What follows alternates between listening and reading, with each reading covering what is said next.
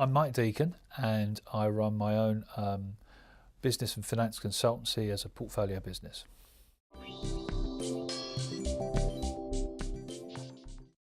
My speciality is actually providing a range of services as a generalist. So I provide services for interim and project management. I also arrange commercial finance, and I also help companies who are looking to buy or sell their businesses or have other issues that they need dealing with.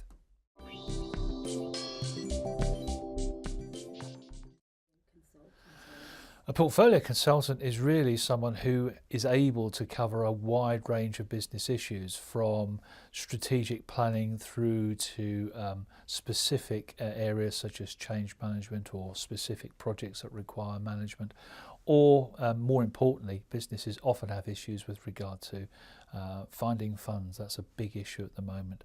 So that's one of the areas that I particularly specialise in at this moment in time.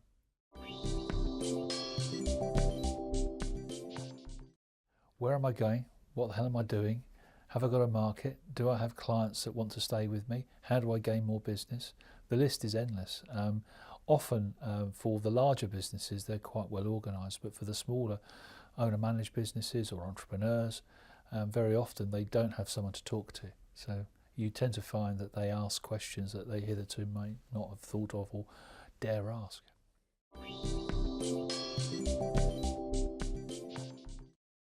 Yeah, it's really to know where they're going, know where their focus is, and then to link that to managing their finances and managing their cash flow.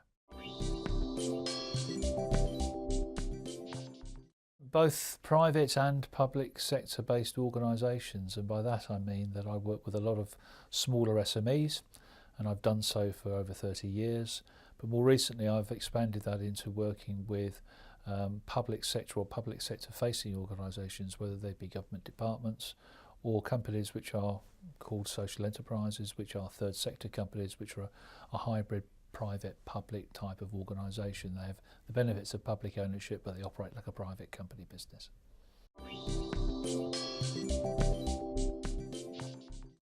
I add value to the client by enabling them to see the best ways forward, whether that be a marketing strategy, whether that be a business development strategy, whether it's a change management strategy.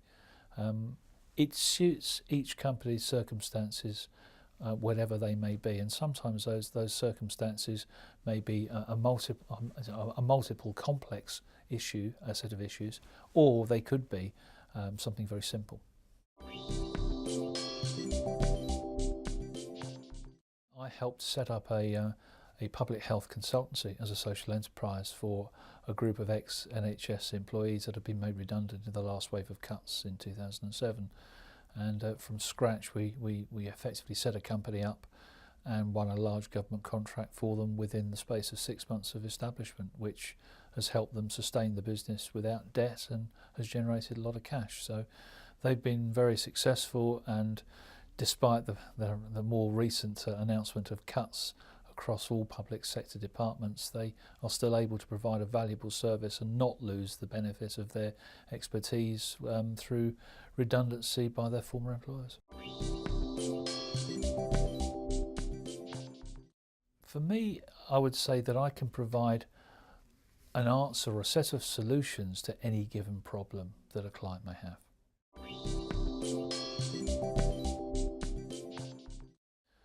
Typical engagement with a new client would be where they have identified a specific task or a specific requirement or project that needs managing, and what they would like to do is to effectively have a beginning, a middle and an end.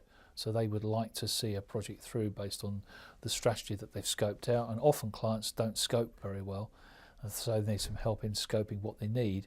So the initial engagement is to ensure that we've got the brief right. Once the brief is right and the client's happy, then we engage the process and I take them through a scenario where I give them a structured solution, and if they're comfortable with that, then we go ahead with that solution.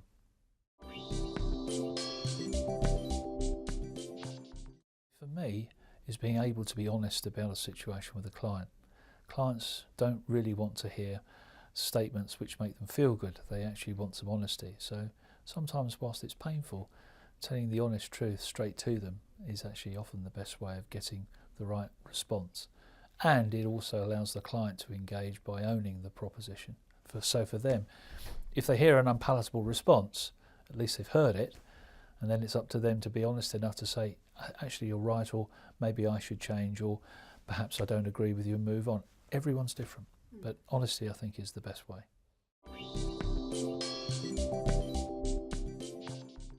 They do in the current climate. It is a very difficult climate to raise finance of any sort, whether it be from the high street banks or from other non-traditional sources. And what I can offer through my experience is a range of places to find different forms of finance, whether it be traditional bank lending, whether it be specialist lending from niche hedge funds or private investors, through to instruments such as invoice finance or asset finance and leasing or trade finance. I have a range of skills and a range of clients and a range of people in my networks that I've amassed over many years, where I can usually find something that will be suited and best fitting a particular client's requirements and needs. The sort of size of company that I work with varies from the very small owner-manager, sole trader or a partnership business to companies which are multi-million or multi-billion pound conglomerates that trade here and abroad. There's no particular sector that I specialise in, but I'm very keen to ensure that each client has a particular need in terms of its finance requirement that I can identify and link.